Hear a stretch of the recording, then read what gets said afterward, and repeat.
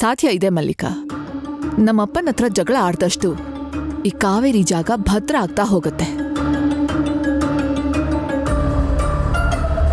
ನಾವು ಸಾಫ್ಟ್ ಆಗಿ ನೀವ್ ಹೇಳಿದ್ದೆಲ್ಲ ಒಪ್ಕೋತೀವಪ್ಪ. ಆದ್ರೆ ನಮ್ಮೆಲ್ಲರದು ಒಂದ್ ಸಮಸ್ಯೆ ಇದೆ. ಅದನ್ನೆಲ್ಲ ತಿಳ್ಕೊಂಡು ಕಂಪನಿ ಜವಾಬ್ದಾರಿನ ನಾವೇ ನಿಭಾಯಿಸಕ್ಕೆ ಒಂದ್ ಅವಕಾಶ ಕೊಡಿ ಅಂತ ಕೇಳ್ಕೊಳ್ಳೋಣ.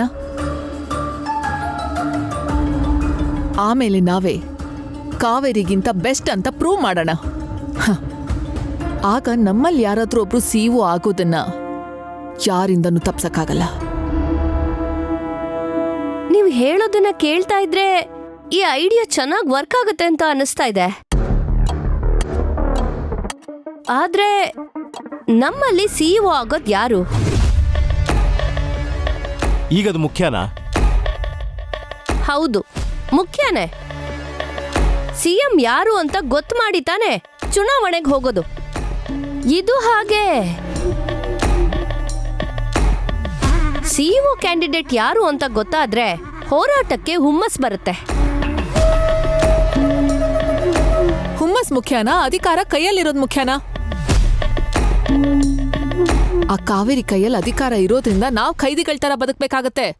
ಅದೇ ಅಧಿಕಾರ ನಮ್ ಕೈಗೆ ಬಂದ್ರೆ ನಾವ್ ಮಾಡಿದ್ದೇ ದರ್ಬಾರು.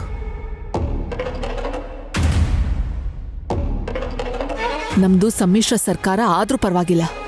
ಆದ್ರೆ ಆ ಕಾವೇರಿ ಸರ್ಕಾರ ಅಧಿಕಾರಕ್ಕೆ ಬರ್ಕೂಡ್ದು ಅಷ್ಟೇ. ಅರ್ಥ ಆಯ್ತಾ? ಅರ್ಥ ಆಯ್ತು ಅತ್ಗೆ. ಬದ್ಧ ವೈರಿಗಳು ಎಲೆಕ್ಷನ್ ಮುಗಿದ್ಮೇಲೆ ಅಧಿಕಾರಕ್ಕೋಸ್ಕರ ದೋಸ್ತಿಗಳಾಗ್ತಾರಲ್ಲ, ಹಾಗಾಯ್ತಿದ್ದು.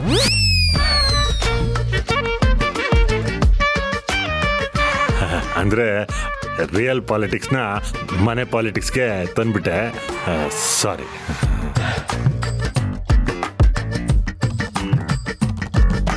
ಇವರು ಮಾಡ್ತಿರೋ ರಾಜಕಾರಣಿಗಳಿಗಿಂತ ವರ್ಸ್ಟ್ ಆಗಿದೆ. ಅದರ ಬಿಲ್ಡಪ್ ಕೊಡ್ತಿರೋದು ಓಹೋಹೋ. ಅಧಿಕಾರ ಎಲ್ಲ ನಾನೊಬ್ಬನ ಮುಷ್ಟಿಲಿರ್ಬೇಕು ಅಂತ ನಾನು ಅನ್ಕೊಂಡ್ರೆ ಇವ್ರು ಅದನ್ನು ಕಡಲೆಪುರಿ ಥರ ಹಂಚಬೇಕು ಅಂದ್ಕೊಂಡಿದ್ದಾರಲ್ಲ. ಇದಕ್ಕೆಲ್ಲ ಕಾವೇರಿನೇ ಕಾರಣ. ನನ್ನ ಕನಸನ್ನ ಹಾಳು ಮಾಡಿದ ನಿನ್ನನ್ನು ಸುಮ್ಮನೆ ಬಿಡಲ್ಲ.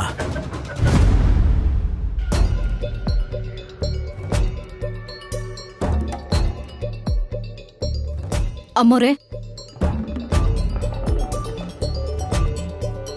Thank you. ಅಪ್ಪ ಎದ್ರ ಅವ್ರಿಗೆ ಕಾಫಿ ಕೊಟ್ರ? ಅಮ್ಮೋರು ಯಜಮಾನ್ರು ಮನೇಲಿ ಇಲ್ಲ. ಎಲ್ಲೋಗಿದ್ದಾರೆ ಗೊತ್ತಿಲ್ಲ ಯಜಮಾನ್ರೆ.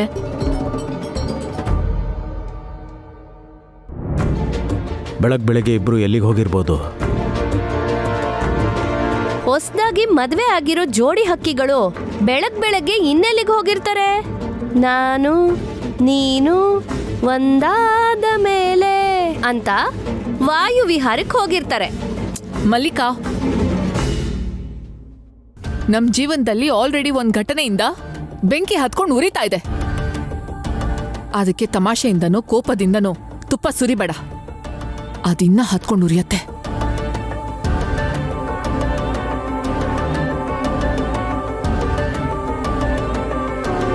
ಅತ್ಗೆ, ನಿಮ್ಮಲ್ಲಿ ಉರಿತಾ ಇರೋ ಬೆಂಕಿಗೆ ತುಪ್ಪ ಸುರಿತಾ ಇರೋದು ನಾನಲ್ಲ. ತುಪ್ಪ ಯಾರು ಸುರಿತಿದ್ದಾರೆ ಅಂತ ಅಲ್ಲೋಡಿ, ನಿಮ್ಗೆ ಗೊತ್ತಾಗುತ್ತೆ.